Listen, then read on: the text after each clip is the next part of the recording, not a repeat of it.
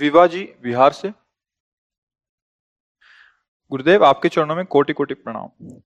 गुरुदेव, अपवित्र अवस्था में शरणागति मंत्र मानसिक जप कर सकते हैं? हाँ जी, कर सकते हैं।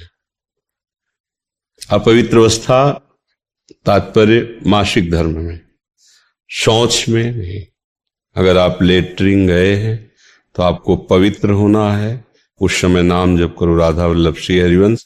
कपड़े पवित्र, शरीर पवित्र, तब।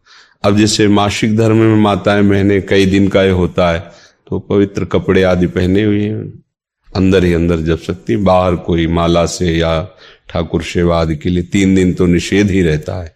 तो अगर आपका तात्पर्य मासिक धर्म से है तो कर सकते हैं। अगर आपका तात्पर्य लेटरिन आदि की अपवित्रता से है तो नहीं कर सकते। उस समय नाम जप करो, 15-20 मिनट नाम जप करते हुए अपना और जो दिनचर्या में शौच आदि की पवित्रता है उतने ही वस्त्र पहनो जितने धो सकते हो।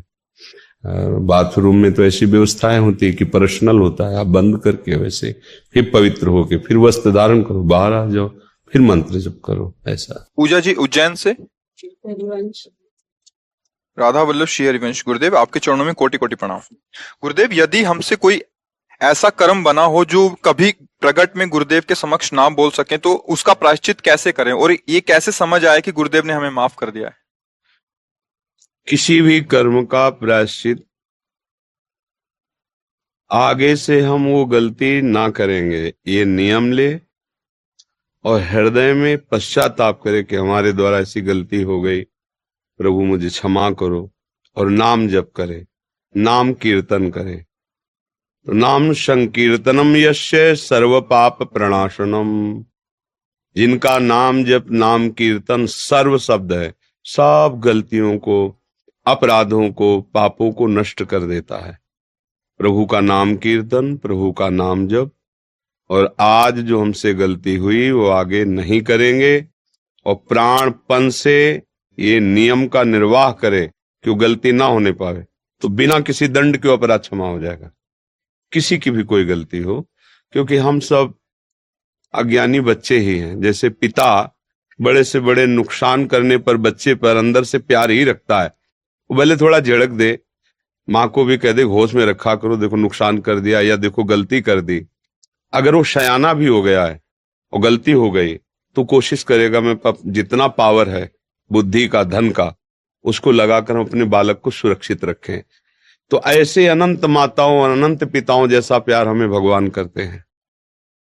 स्वयं वो कह रहे हैं कि तुम कोई और आश्रय मत लो अपनी गलतियों को मिटाने के लिए, मेरी शरण में आ जाओ। सर्वधर्मान परित्यज्य माम एकम शरणम व्रज।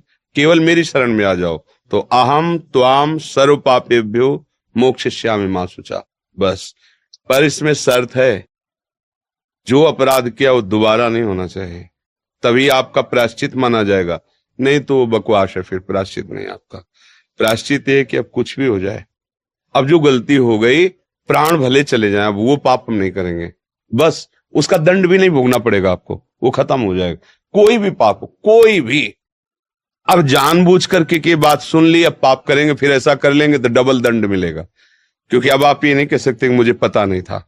तुम्हें पता था, जानबूझ के किया, तो फिर जानबूझ के जहर खाओगे तो मर ही जाओगे। अगर बचना है और कोई धोखे से खवा दे, भगवान को पुकारोगे तो बचा सकते हैं, लेकिन जानबूझ के खाओगे फिर नहीं होगा, फिर तो मरना ही पड़ेगा।